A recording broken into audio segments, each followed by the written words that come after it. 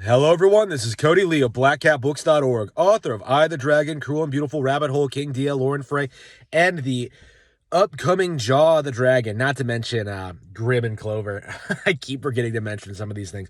So, with the Nintendo Direct that launched this morning, I immediately said it killed the PlayStation because we received two of the most highly rated, popular, critically acclaimed titles in this one direct: Nier Automata and Persona 5. Now, I can argue that like neither game is great, and Nier Automata in particular is like highly overrated. Nowhere near what at the level that people say it is. But at the same time, these are the games that people declared to be genre defining, medium defining. Like, the best games on PS4 are now out on Nintendo Switch. And I don't think a lot of people remember how adamant fanboys and shills were when they said that like Persona 5 is never coming to Switch, Nier Automata is never coming to Switch, Mortal Kombat 11 is never coming to Switch, Witcher 3 is never coming to Switch. The list of games that aren't available on Nintendo hardware is getting shorter and shorter. And the games that aren't out on Nintendo, stuff like Kingdom Hearts, like, there is obviously no reason for them not to be on Nintendo hardware. We're seeing this more and more, I think. No one in their right mind would say that Kingdom Hearts 1 could never run on Switch, right? Like, the excuses are running out. We're at the point where third parties have to support Nintendo in some capacity, or they're going to get left behind. But in doing so, they're destroying the only reason to buy a PlayStation, an Xbox, or a gaming PC: the third-party games. Without those games that traditionally have ignored and neglected Nintendo hardware, they have no momentum behind them. There's no reason to own a PS5 in 2022. Like, if Persona 6 comes out, that could be announced tomorrow, and Nintendo fans would immediately ask where the Switch version was, right? It's Tekken. Like, if Tekken 8 gets announced, like, where's the Switch version? Like, where are the Switch versions for all these games? Where are the Nintendo versions? Like, I think people don't really appreciate the fact that the narrative that you buy other platforms for third-party games, it's dying. It's dead. Like TMNT 5, Shredder's Revenge, it did very well on Switch. It's one of the best. It's the best-selling game on the eShop right now.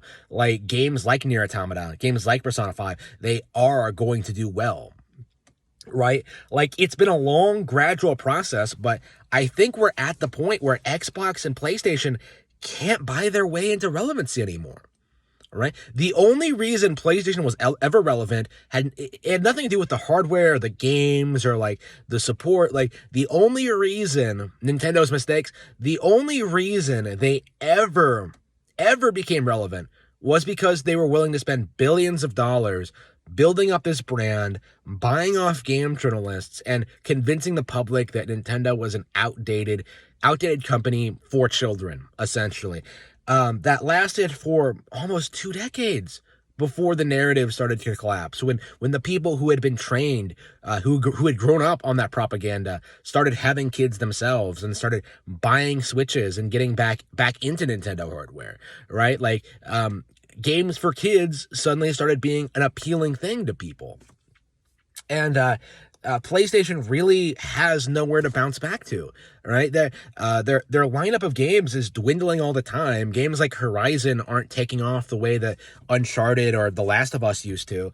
Like, Ghost of Tsushima has no legacy. Like, Bloodborne is forgotten. Like, what do they have? Spider-Man PS4, like an IP of the biggest comic book hero of all time. Not only is the game itself like not at all as well remembered as games like Spider-Man 2 or the Batman Arkham Asylum games, like, the character that was licensed to them, like the Spider-Man IP, that's in decline, right? Like, people aren't going to get excited about like new superhero games in the new decade as the superhero thing just kind of declines in quality, as mainstream audiences like gradually begin to understand that superhero fiction is the same thing over and over and over and over again.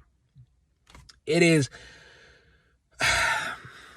there is no redemption for PlayStation. There will be no comeback. There will be no like second wind. There will be no like out of nowhere new IPs, new partners, new showcases. No. Like there's nothing more they can do. Nintendo is dominating the competition so thoroughly that I don't think anything other than maybe mobile gaming will be able to compete in the future. PC gaming is on the decline, like alternative hardware is on the decline. I used to call it third-party hardware, but it's not even that anymore, honestly. All the biggest third-party games are on Switch. Alternative hardware is on the decline. The only reason phones can even compete is because of normies who don't know anything about games. But as Nintendo grows their audience on mobile platforms, they're going to start dominating there on there. We already got a taste of that with Pokemon Go and Fire Emblem Heroes, which are generating billions of dollars for Nintendo. Like, eventually Nintendo is going to corner the mobile market as well, due to the strength and legacy of their like mainstream IPs and mainstream hardware. The days of saying that like Nintendo is a doomed company are over. And I think this partner showcase very well demonstrated that. People were insisting this was a doom and gloom situation, that Nintendo had failed, that there was going to be no games this holiday season. And what we got was the best third-party showcase we've seen possibly ever. Third parties have returned to Nintendo hardware in glorious fashion.